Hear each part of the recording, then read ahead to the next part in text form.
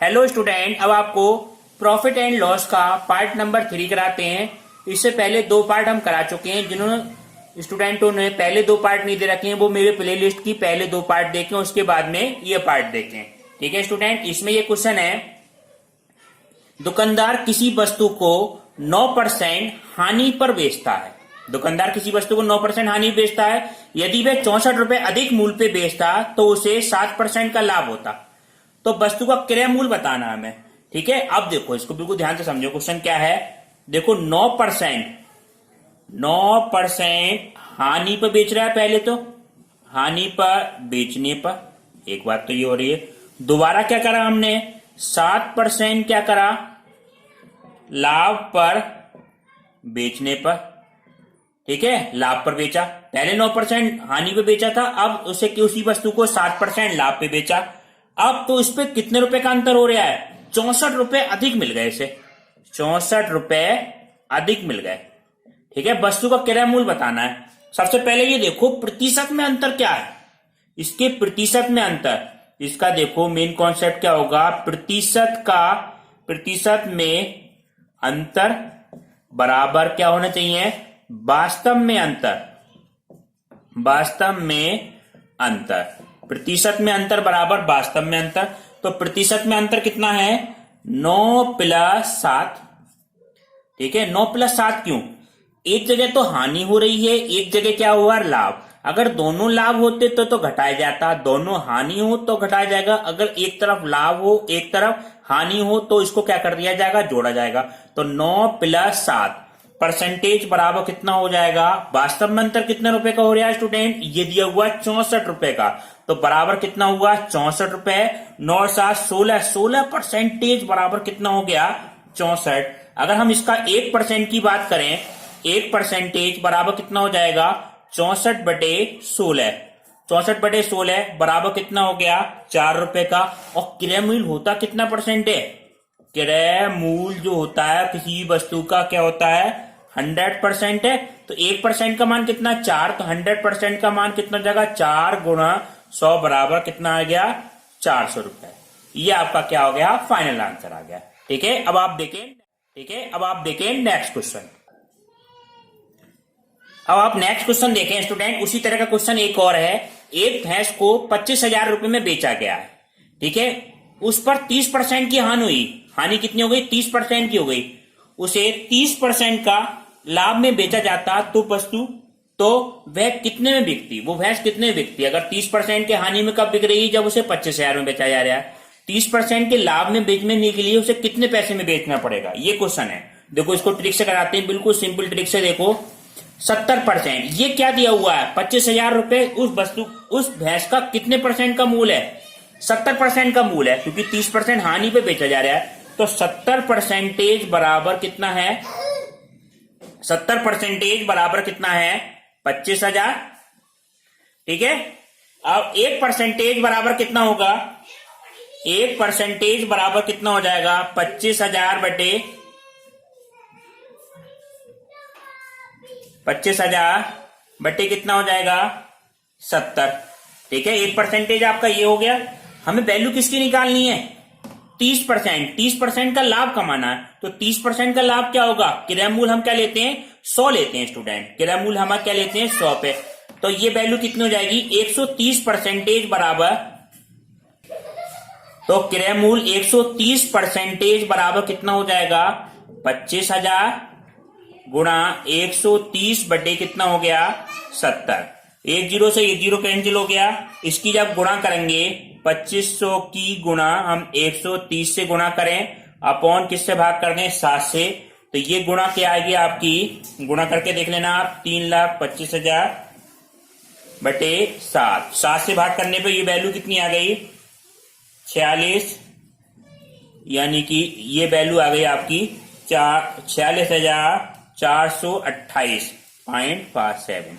यह calculation divide करने के बाद इसका आंसर आ गया। यानी कि वो भैंस 46,428 रुपए में बिकेगी। ठीक है, अगर 30% के लाभ में बेचना है। ये आपका क्या हो गया, फाइनल आंसर। देखें स्टूडेंट, एक स्कूटर 25% लाभ पर 20,000 रुपए में बेचा जाता है। अगर इसे 40% हानि पे बेचा जाए तो कितने रुपए में बिकेगा, ये क्वेश्चन ने पूछा है स्टूडेंट। किसका मान दिया है, 25% लाभ पे बेचने पे तो 20,000 का बिक रहा है, अगर इसे 40% हानि में बेचा जाए तो कितने का बिकेगा। तो ये मान किसका दे रखा है, 100 से ज्यादा लाभ हो रहा है तो लाभ में क्या करते हैं हम प्लस, तो 125% का मान कितना है स्टूडेंट, 20,000 है। ठीक है, अब इसके 1% का मान कितना होगा, 1% का मान हो जाएगा 20,000 बटे 125। हमें मान किसका निकालना है, 40% हानि हो रही है, तो 40% हानि का मतलब हो गया 100 माइनस 40 बराबर 60। तो इसके 60% का मान हमें निकालना है, तो 60% बराबर कितना हो जाएगा, 20,000 बटे 125 गुणा कितना आ जाएगा, 60। ठीक है, अब देखो ये किस तरह संख्या से कट जाएगा, ये संख्या से काट लो, 5 से काट लो। ठीक है, 5 पंजे 25, ठीक है 25 से काट दो, 25 पंजे 125, 25 अट्ठे कितना हो जाएगा 220। तो ये वैल्यू कितनी आई कैलकुलेशन करके, 800 गुणा 60 बटे कितना है 5। ठीक है, अब देखो ये वैल्यू ये 5 से और कट जाएगी।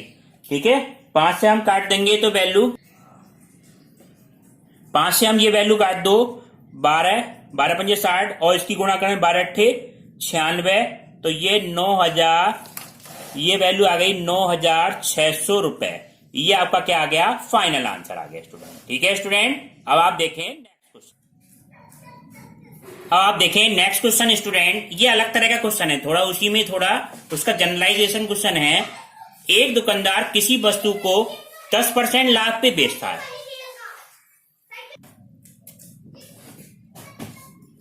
एक दुकानदार किसी वस्तु को 10% लाभ पे बेचता है और वह 10% कम मूल्य पर खरीदता।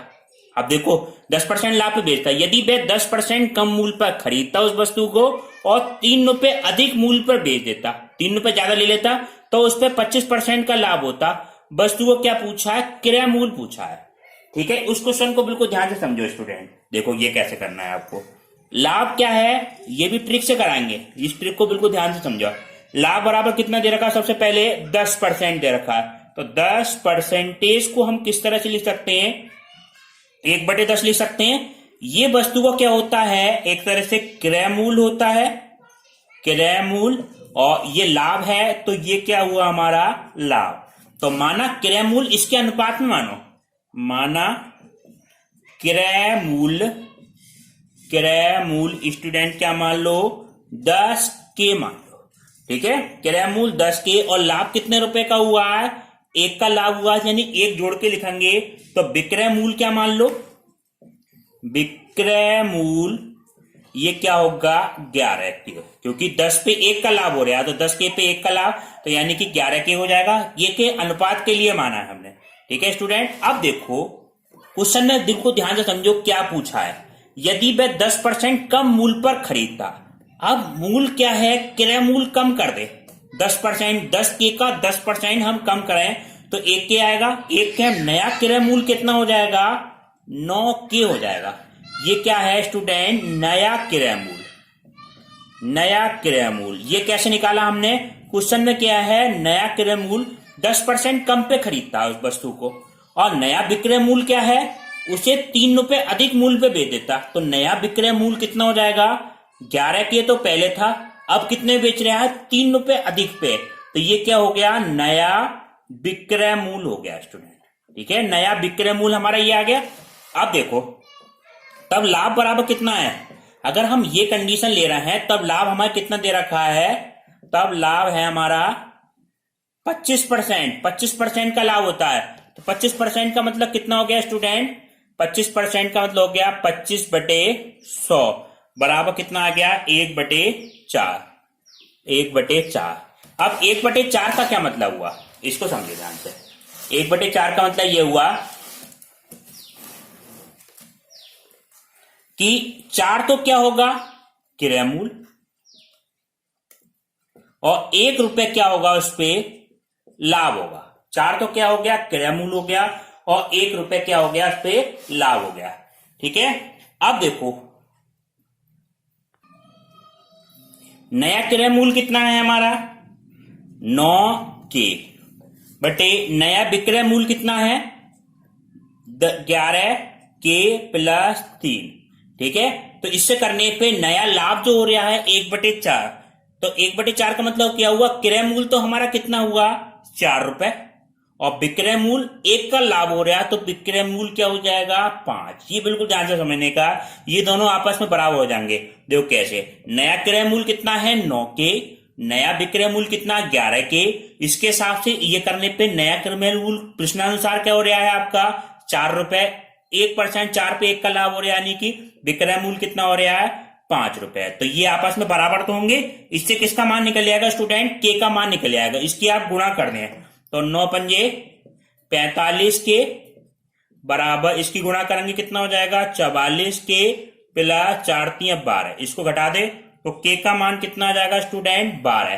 के का मान 12 आ गया, तो क्रय मूल कितना हो जाएगा, क्रय मूल बराबर, क्रय मूल बराबर कितना हो जाएगा, क्रय मूल हमने माना क्या था 10 के तो माना था स्टूडेंट यहां पे क्या माना था, क्रय मूल 10 के माना, तो 10 गुना के का मान कितना 12, तो ये आपका आंसर कितना आ गया 120 रुपए नया क्रय मूल आ गया, ये क्रय मूल आ गया वस्तु का। ठीक है स्टूडेंट, अब आप देखें नेक्स्ट क्वेश्चन। अब आप देखें नेक्स्ट क्वेश्चन, उसी तरह का क्वेश्चन एक और है स्टूडेंट। एक दुकानदार किसी वस्तु को 10% लाभ पर बेचता है, यदि वह उसे 20% कम मूल्य में खरीदता और 10 रुपए अधिक मूल्य पर बेचता तो उसे 40% का लाभ होता। वस्तु का क्रय मूल्य ज्ञात करना। उसी तरह का एक क्वेश्चन और है स्टूडेंट, ठीक है, इससे आप बिल्कुल कॉन्सेप्ट समझ जाएंगे।